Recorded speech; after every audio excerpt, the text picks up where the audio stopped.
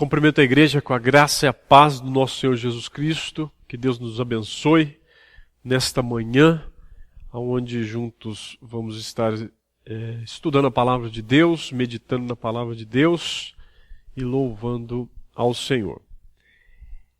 Quero que você abra comigo para lermos Evangelho de João, capítulo 10. Evangelho de João, capítulo 10.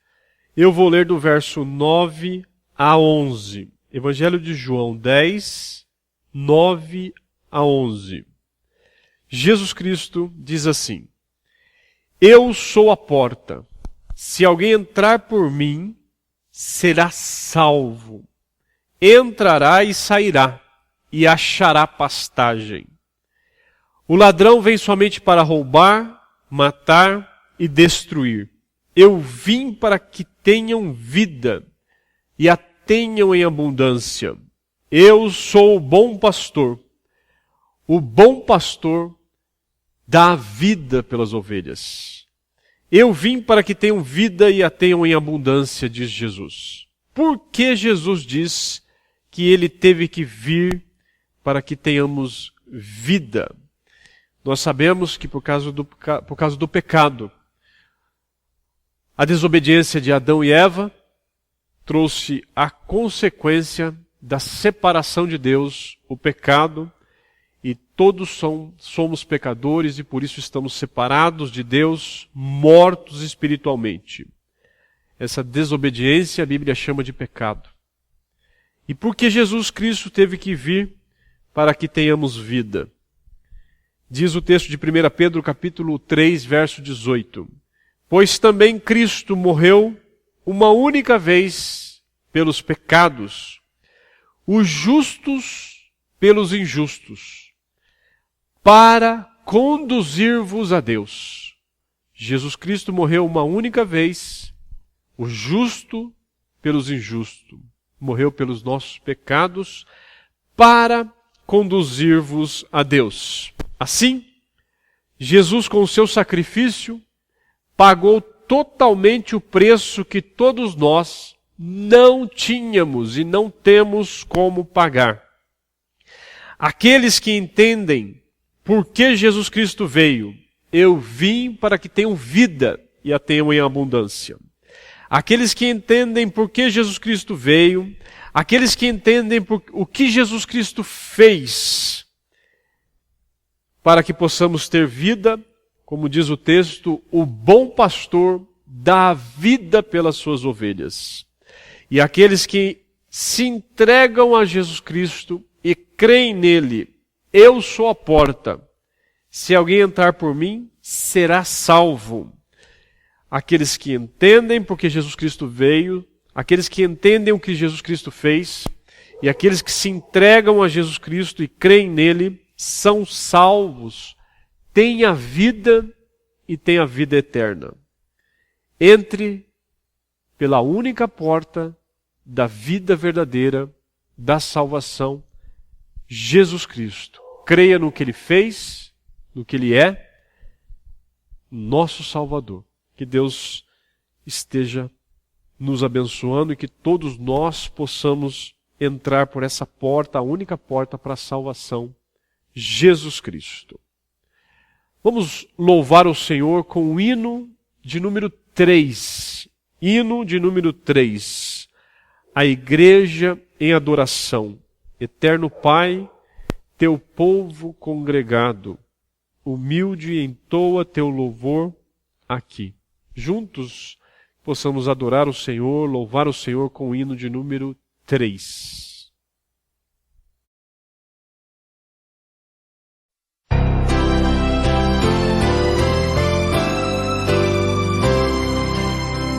Eterno Pai, teu povo congregado, humilde entoa o teu louvor aqui. No dia para o culto reservado, com esperança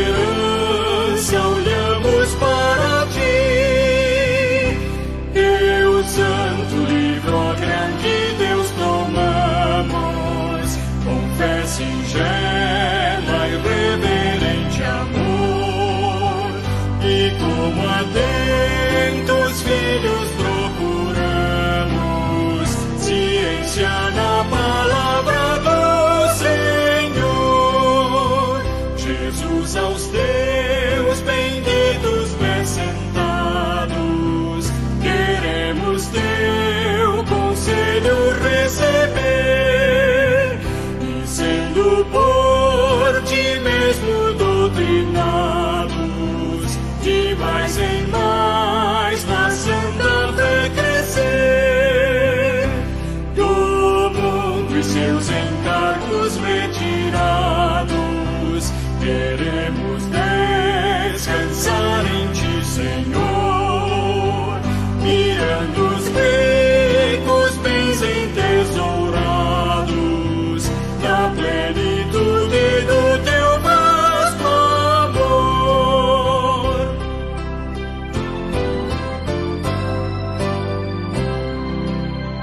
Ensina aos teus Espírito divino, dissipa as trevas destes corações, e com a luz do teu celeste ensino, vem aclarar as tuas instruções.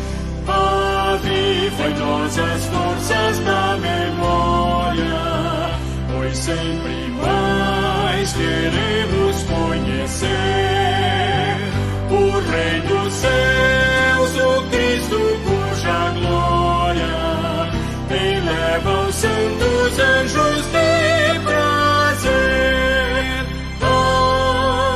Amém.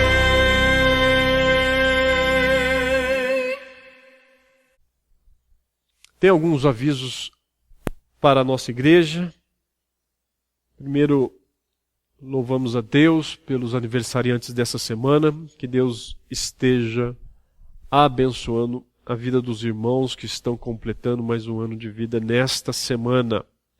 Também os avisos que eu dei semana passada, mas relembrando, que considerando a atual situação, o Conselho da Igreja, Betel, decidiu cancelar a Assembleia Geral que foi convocada para o dia 31 deste mês, e na qual ocorreria ali a eleição de diáconos. Então essa Assembleia foi cancelada pelo Conselho da Igreja.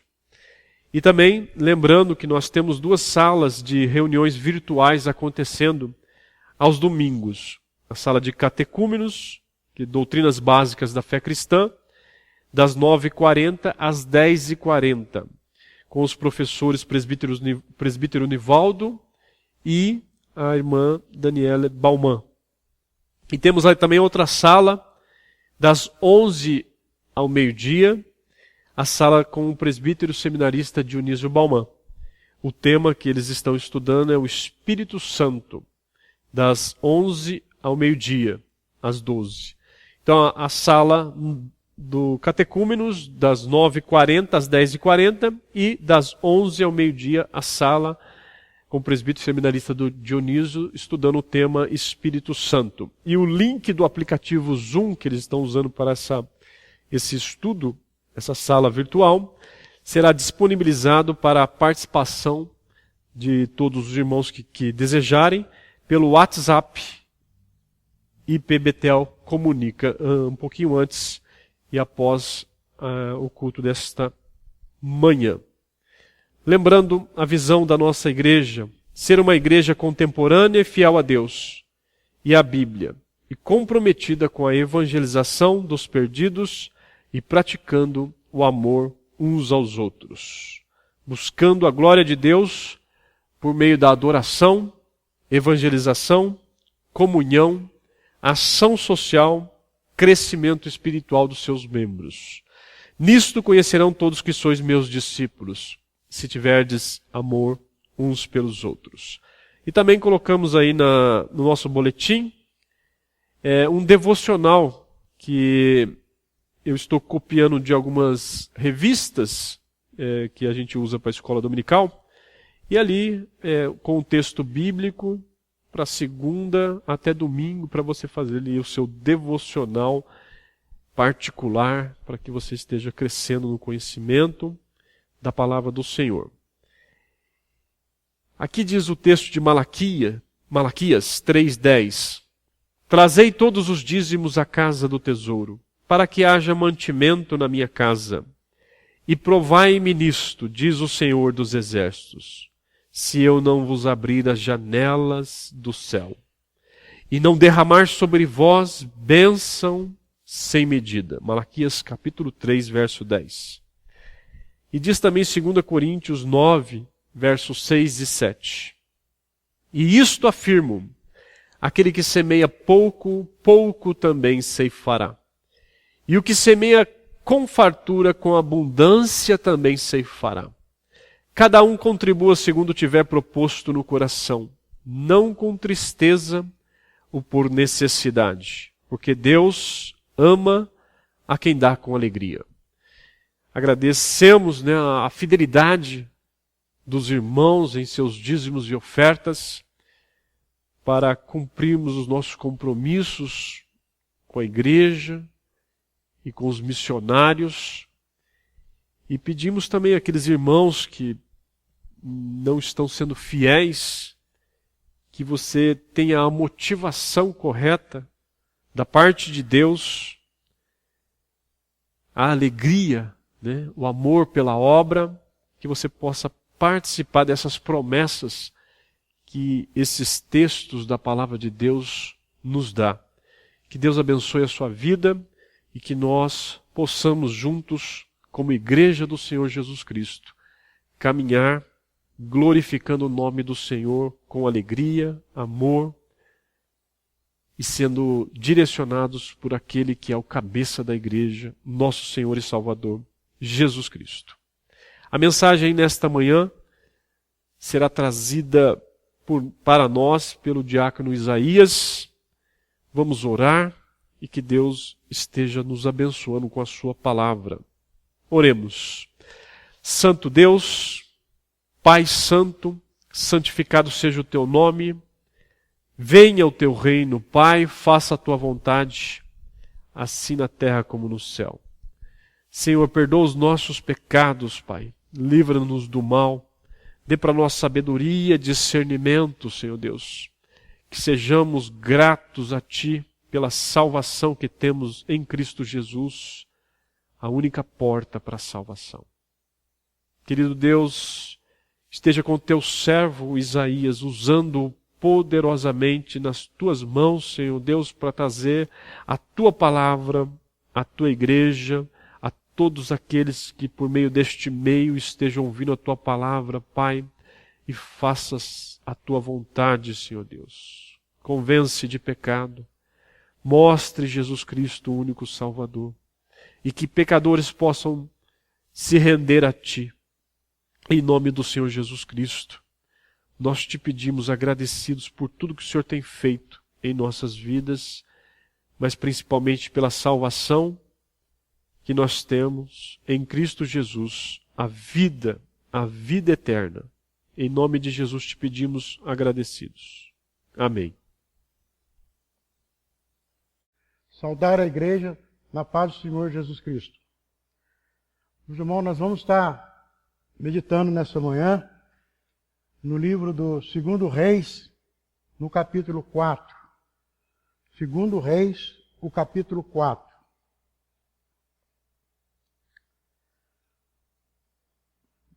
Eu passo a ler.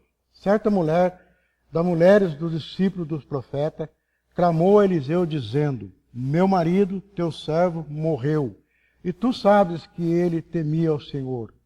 E chegado o credor para levar os 2 filhos para ser escravo.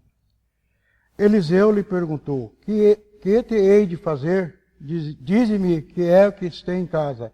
Ela respondeu: tua serva não tem nada em casa senão uma botija de azeite.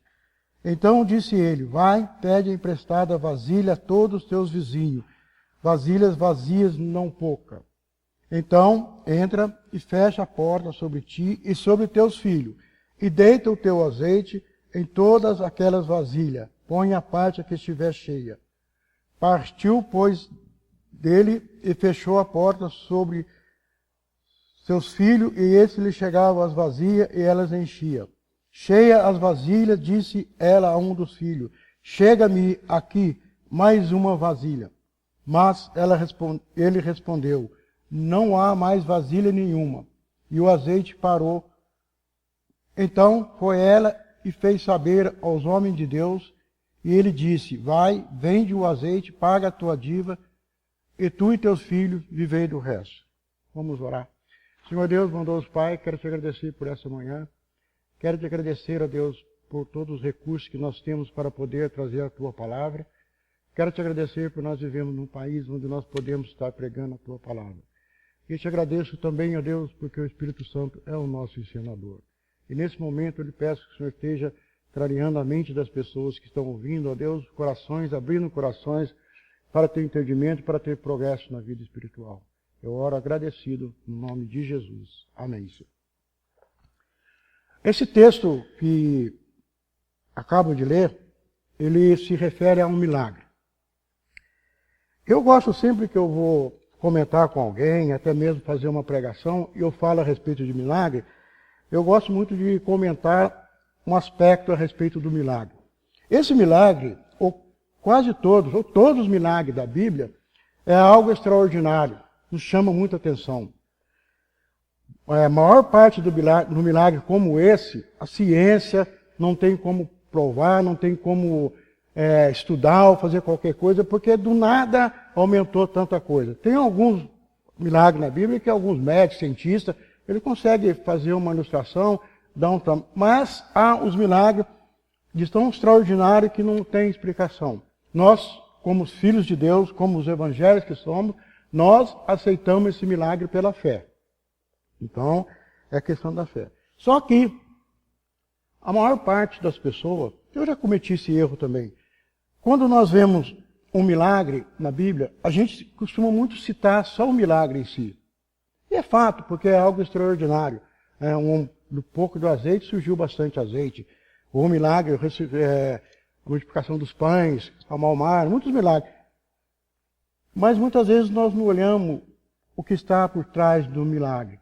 Isso chama, em português famoso aí, olhar entre linhas. Olhar entre linhas.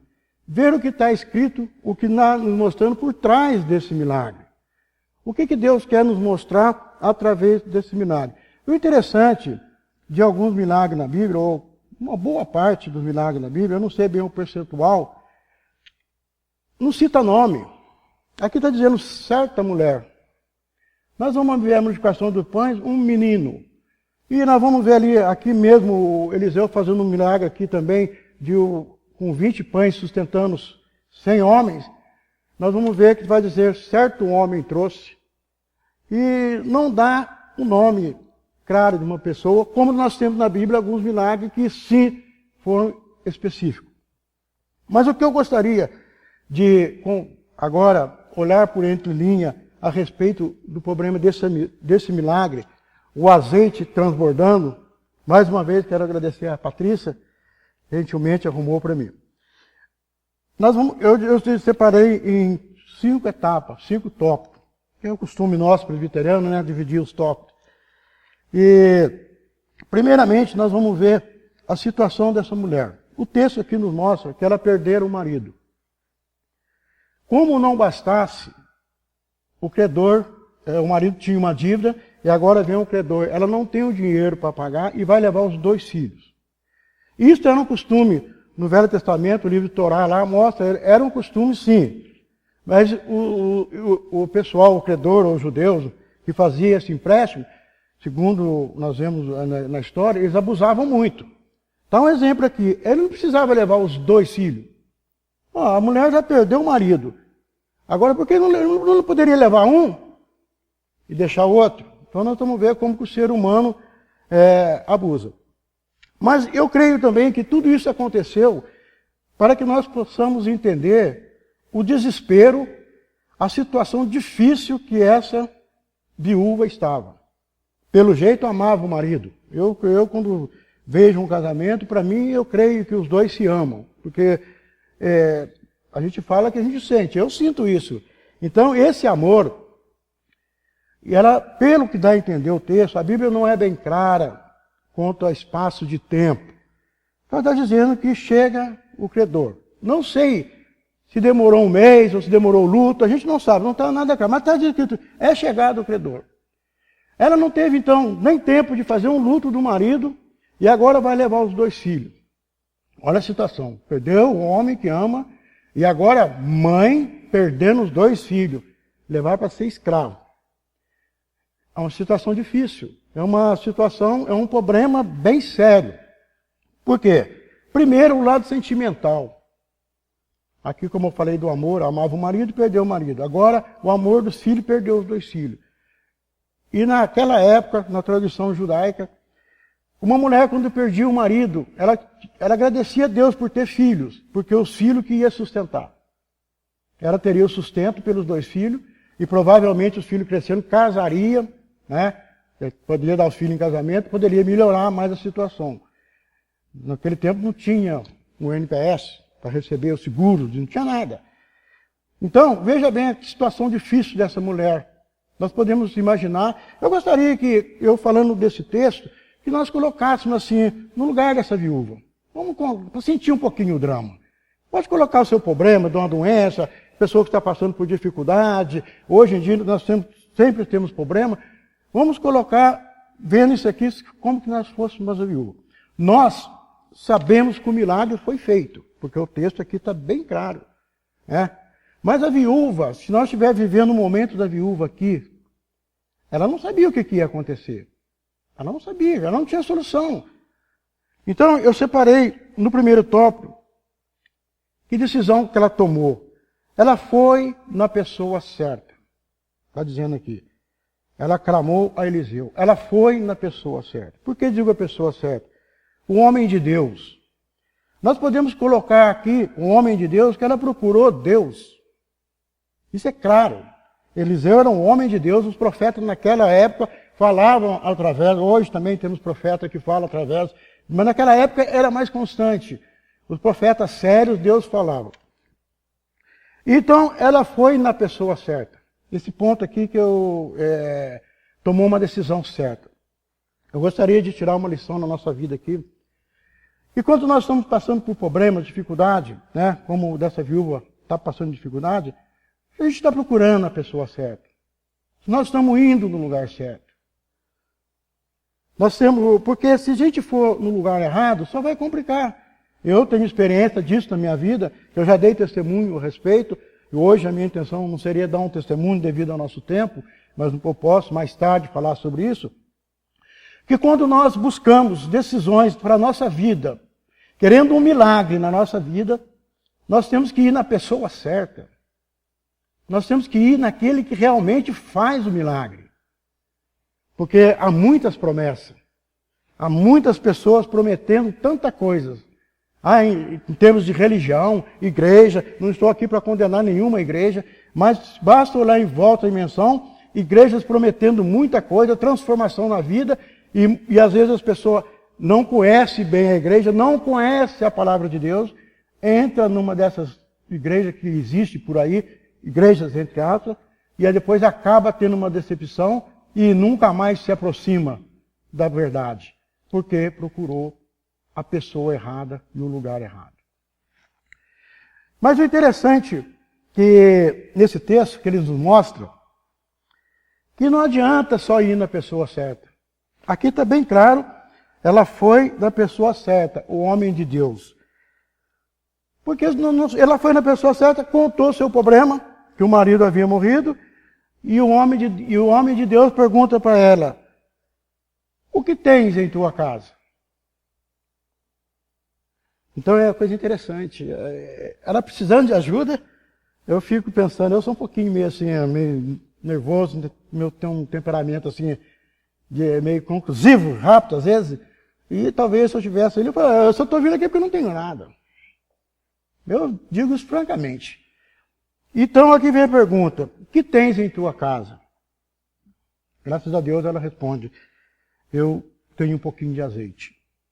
Meus irmãos, vamos meditar um pouco nisso aqui. Muitas pessoas, isso é ser humano, procura a Deus, vão no lugar certo. Ela foi no lugar certo, procura Deus. E Deus está fazendo essa mesma pergunta, porque aqui é um homem de Deus, é Deus falando. Se eu estou colocando aqui que ele é um homem de Deus e Deus está falando através dele, é Deus que está falando.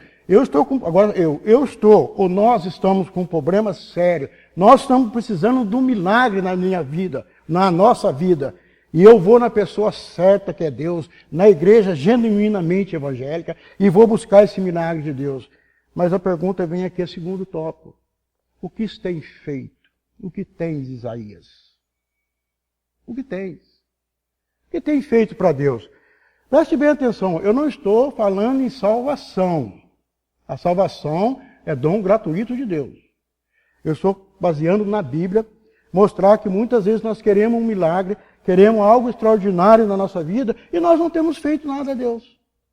A Bíblia começa com algum ponto dizendo que aqueles que chegam a Deus precisam crer que Ele existe. Muitas vezes eu estou pedindo a Deus um milagre na minha vida, eu vou na pessoa certa, no Deus verdadeiro, mas não acredito muito que existe, não vi, eu preciso ver. A Bíblia nos mostra muitos pontos que muita gente às vezes esquece, e eu já vi até mesmo livro ou pastores dando uma insinuação que a Bíblia ela é única exclusivamente para a salvação. Sim, ela nos mostra a salvação da vida eterna. Mas a Bíblia, ela nos mostra muito social. Ela nos mostra muita social ajuda ao ser humano. Eu vou citar alguns versículos aqui que o próprio Deus está nos colocando uma condição. Depois, pelo nosso tempo, nós não vamos ler, mas eu vou citar. Em Provérbios e Salmos, cada um do lugar, tem uma parte que diz assim: aquele que ajuda o necessitado, Deus o livra no dia da tribulação. Então vamos lá. Problema, dificuldade, um milagre, nós precisamos da tribulação. Tenho eu ajudado o necessitado? Porque está escrito na Bíblia.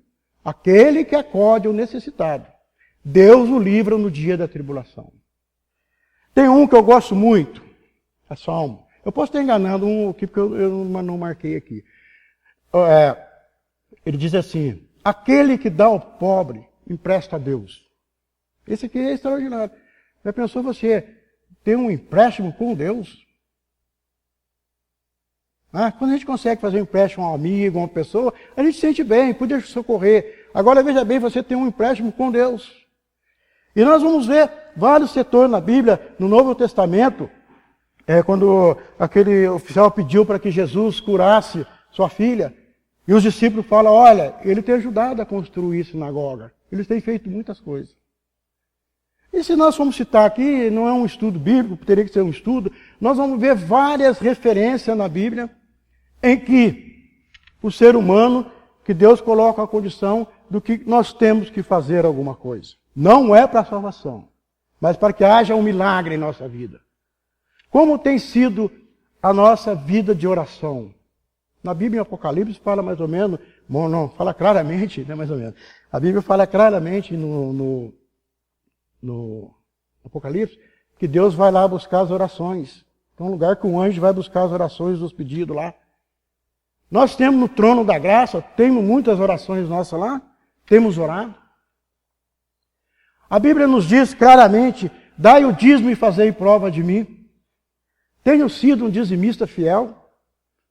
Porque ali o próprio texto está dizendo: se eu não abrir as janelas do céu.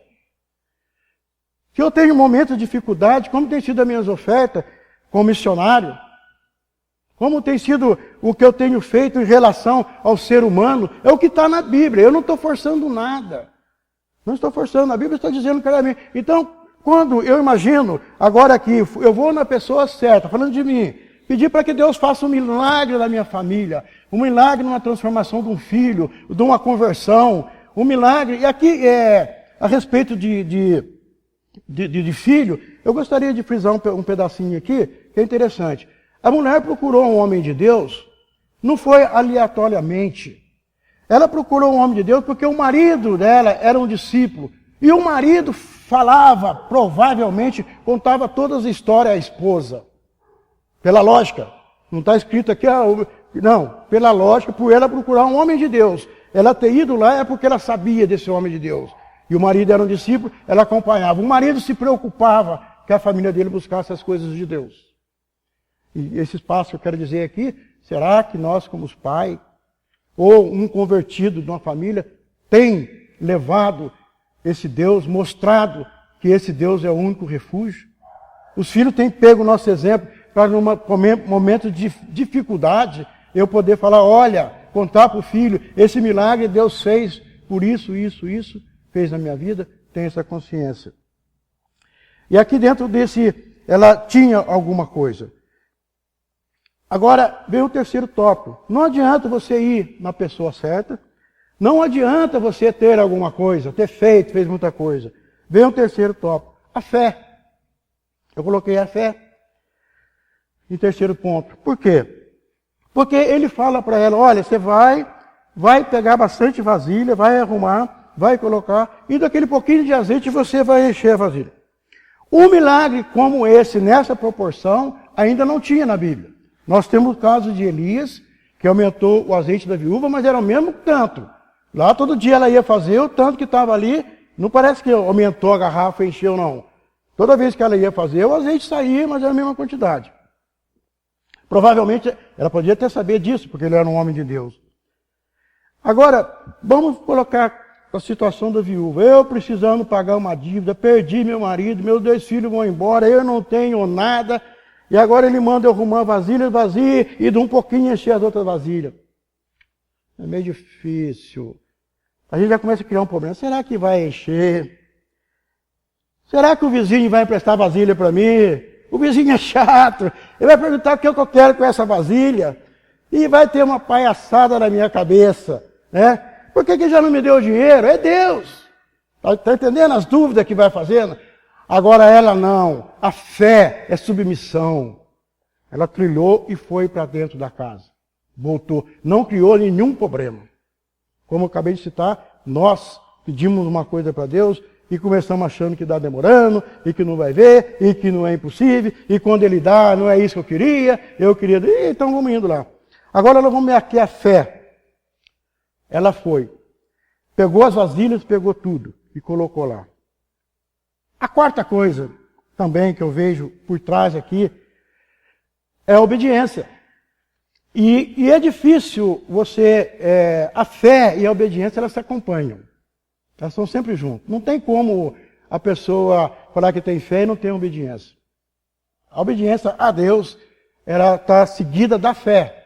Se você tem fé, é como Abraão. Deus mandou para ele sair da terra dele, ele saiu. Depois mandou ele sacrificar o filho dele. Ele foi, andou 3 dias pensando em matar o próprio filho, mas obedeceu. Em vários pontos da Bíblia, nós vamos ver que a obediência tem que estar junto com a fé. São coisas necessárias para que haja um milagre. E Deus pode fazer um milagre sem nada dessas coisas. Eu não vou ficar entrando em detalhe, porque nosso Deus é poderoso. Eu sei que tem gente que vai contar história aí. Eu mesmo tenho da minha vida que recebi um milagre sem estar encaixado dentro desses termos. Então, há muitas coisas que não é aqui para a gente entrar em detalhe. O que eu estou querendo mostrar agora, nessa manhã, para os irmãos, é o texto, o que está mostrando no caso dessa viúva. Porque cada caso na Bíblia, o milagre, cada caso é um caso. Mas dessa viúva vem agora a obediência. E a obediência aqui, que me chama muita atenção, e nós temos que perguntar isso e questionar, por que fechar a janela? Por que fechar a porta? Mandou ela colocar tudo, seria como aqui no templo hoje. Não está tendo ninguém aqui, estão só nós 3, então está tudo fechado. E ela foi e fechou. Eu vejo aqui esse fechar tudo pelo seguinte. O que Deus ia fazer, o que Deus já estava em planos de Deus de ser feito, de multiplicar o azeite, era para resolver o problema da viúva. Preste atenção.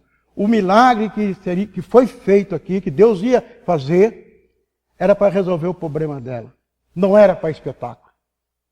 Porque se ela deixasse a porta aberta, janela aberta, o pessoal já estava todo mundo ali pensando, por que é tanta vasilha?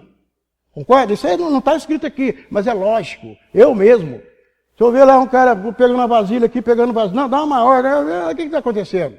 Provavelmente, a Bíblia não cita, mas provavelmente as pessoas estavam de olho ali fora. E se tivesse janela aberta, porta aberta, e começasse a cair o azeite, A viúva, nós colocamos na situação da viúva. A viúva perante os seus vizinhos, perante todo mundo, e a Bíblia no Velho Testamento tinha um costume disso aí, quando morresse alguém, qualquer coisa, a pessoa era amaldiçoada. Pode ler lá no Hebreu, essas coisas, o judeu te condenava muito, é pecado na vida, é isso aí. Quando começasse a cair, encher essa primeira vasilha, como está ali, ó, está esparramando. Encheu a primeira, encheu a segunda. Se a janela tivesse aberta, a multidão estava olhando, ela ia ficar falando, olha, olha. É como nós vemos hoje. Veja bem, eu não quero condenar nenhuma igreja, não falo, mas para mostrar o que está acontecendo. A gente vê na televisão, várias igrejas, um milagre, fazendo a maior propaganda. Faz um estardalhaço tremendo com o milagre que aconteceu. E atrás do milagre, a maior parte visa financeiro, visa lucro. Deus, quando Ele age na nossa vida, nós precisamos que age na nossa vida, Ele vai resolver o meu problema. Ele não vai dar nenhum espetáculo e mostrar lição. Agora, não sou contra. Podemos dar um testemunho. Passou um tempo, eu gosto muito de testemunho, é muito importante. Eu quando vejo um testemunho do irmão, eu me edifico muito, porque eu vejo a atuação de Deus, porque eu sofri muito na vida do mundo, longe de Deus. E quando eu vejo um testemunho de milagre, eu me sinto assim, ver o cuidado que Deus tem com a gente. Mas é testemunho. Não é espetáculo e trazer glória para a gente. Porque quem vai fazer o milagre é Deus. Esses 3 pontos. E o último ponto, a gratidão. Aí você pode falar assim, quem observa bem, que ele lê a Bíblia, pois aí, nós não estamos em lugar nenhum aí falando que era obrigado. Não tem lugar nenhum aí se agradecendo.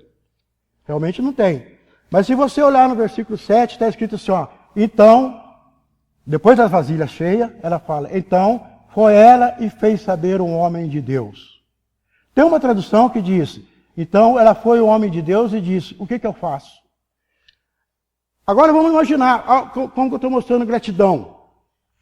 Qualquer pessoa que visse um tanto de azeite ali dentro e tivesse uma dívida, ia saber que era para vender o azeite, ia ter o dinheiro, não é lógico? Quando ela foi no homem de Deus, ela sentiu-se agradecida. E foi no homem de Deus para saber o que fazer. Aqui eu gosto de dividir 2 coisas. A primeira é a gratidão. Mostrar para ele que foi feito. Então pode pegar a tradução nossa aqui, né? Fez saber do homem de Deus que funcionou. Isso é uma gratidão de contar o que está acontecendo. Mas a segunda que eu vejo aqui, ela arriscou uma coisa. Vamos pensar um pouquinho. Ela arriscou. Porque se ela não tivesse ido no homem de Deus e pegasse todo aquele azeite dela, ela sabia que era para pagar a dívida. Mas ela podia correr o risco de chegar no homem de Deus e falar para ele, como ela falou, olha, já está todos os azeites. O homem de Deus poderia dizer a ela, quando ela perguntou, o que eu faço? Ele poderia dizer, olha, você vai vender o azeite, vai pagar a sua dívida, vai ficar com pouco, e o resto você vai repartir. Porque havia muita pobreza naquela época. Estão entendendo aonde eu quero chegar?